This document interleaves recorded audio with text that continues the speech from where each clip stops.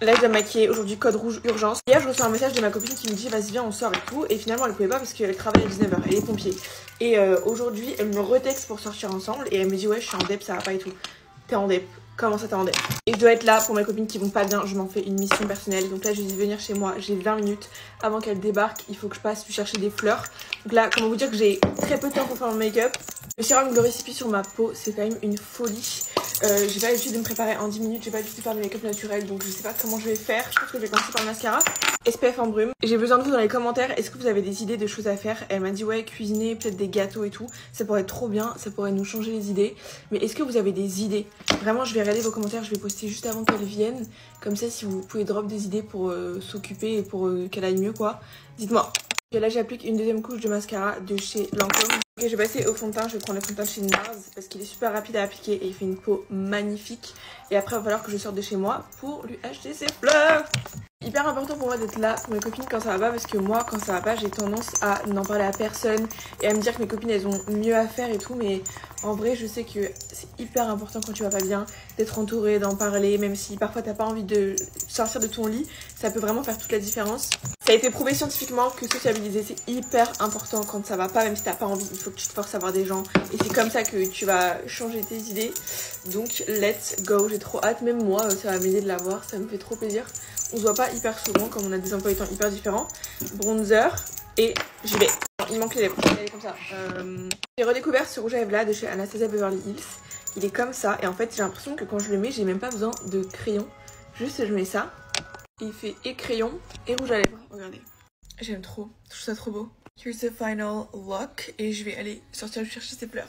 Je vous emmène avec moi et j'attends vraiment vos idées en commentaire, comme ça je vais lire vos commentaires et on va choisir ce qu'on va faire comme activité. Bye! Toutes ces choses que l'on m'a déjà dites car je suis considérée comme trop maigre. Le nombre de fois qu'on m'a dit mais t'es anorexique ou pas? Que je peux même pas le compter tout simplement parce que je suis fine, les gens associent directement ça à la maladie. Ensuite on a la classique, la fameuse t'es une planche à pain. Je le disais souvent au collège, au lycée, bon les gens étaient plus trop dans ce registre. Le nombre de fois qu'on m'a dit mais t'es plate comme une planche à pain. Mais celui-là il m'énervait tellement, c'était dans les repas de famille etc. et que je mangeais à ma faim. Et qu'on me disait mais prends-en plus, resserre-toi, toi tu peux te permettre, t'es toute maigre. Mais en fait qui t'a demandé ton avis? Je mange à ma faim, si j'ai envie de me resserrer je me resserre, il y a pas besoin de dire ça. Puis celui-là on me l'a pas mal dit aussi, c'est j'aimerais trop avoir ton corps. Si j'avais le malheur de dire que je n'aimais pas mon corps, alors là, il y a une période l'année dernière où je suis tombée malade etc. donc j'avais perdu plus de poids. Absolument pas voulu hein, mais j'étais vraiment maigre par rapport à ma taille et je me sentais forcément pas bien dans mon corps. Et je sais que je n'avais absolument pas le droit de me plaindre parce que tout le monde me disait non mais tu peux pas comprendre ce que c'est que d'être grosse, moi j'aimerais trop avoir ton corps. J'ai remarqué que les personnes qui sont fines, maigres etc. on va toujours nous traiter de pick me. Là aussi m'énerve c'est quand j'ai pas vu une personne depuis longtemps et qu'elle me revoit et qu'elle me dit oh, mais t'as encore maigri non? Alors que absolument pas, mon corps n'a pas changé. Pareil, on me l'a dit assez souvent, c'est mais tu sais c'est pas très beau une fille très maigre. Ça venait souvent des daronnes un peu aigries, un peu jalouses. Parce que clairement mes proches ne m'ont jamais dit ça puisqu'ils savent qu'en fait c'est ma morphologie.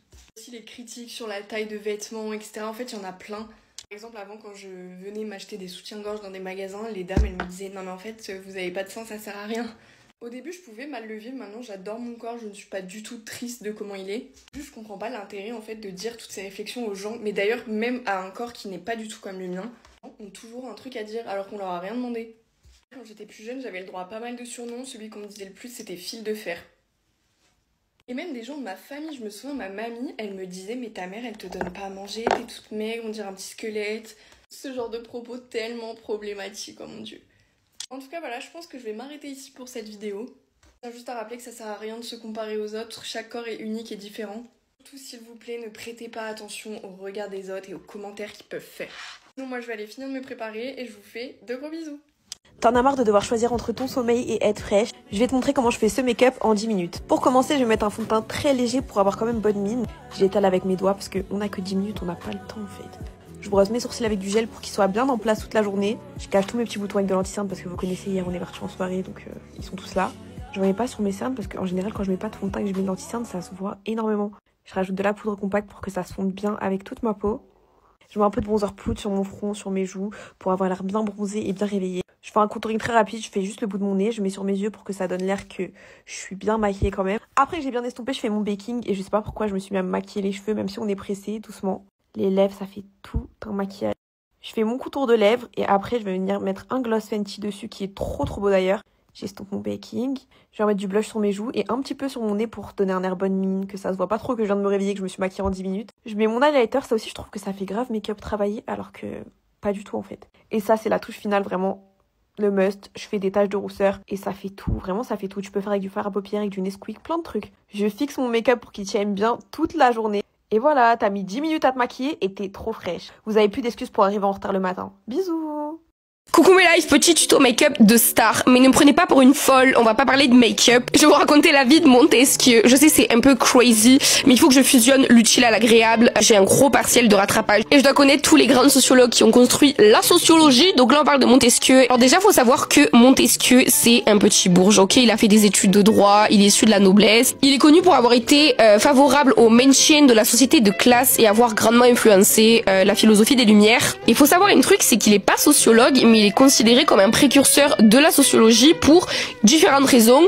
La première, c'est qu'il adopte la démarche scientifique pour expliquer le devenir des sociétés humaines. Il tente de regrouper une diversité des causes, donc des sociétés humaines, dans des concepts idéotypes. On retrouve ça notamment dans son analyse politique. Donc il a fait toute une typologie des régimes politiques. Il va distinguer la République de la monarchie et du despotisme, qui sont classés par deux caractéristiques principales, donc la nature du gouvernement et les principes sur lesquels sont fondés le gouvernement. Concernant la République, c'est un régime qui est égalitaire, modéré. Concernant la monarchie, c'est un régime qui est inégalitaire mais modéré. Et concernant le despotisme, c'est un régime qui est inégalitairement immodéré. Alors, il distingue aussi la typologie des pouvoirs d'Aristote, donc la royauté, l'aristocratie ou le gouvernement constite. Et les deux caractéristiques sur lesquelles sont fondées ces trois typologies, ça va être le nombre de personnes qui exercent le pouvoir et les principes sur lesquels les régimes se fondent. À titre d'exemple, concernant la royauté, c'est un pouvoir qui est exercé sur une seule personne avec comme principe fondateur l'autorité. Ensuite, hyper important, la séparation des pouvoirs. Ok, à chaque fois qu'on pense à Montesquieu,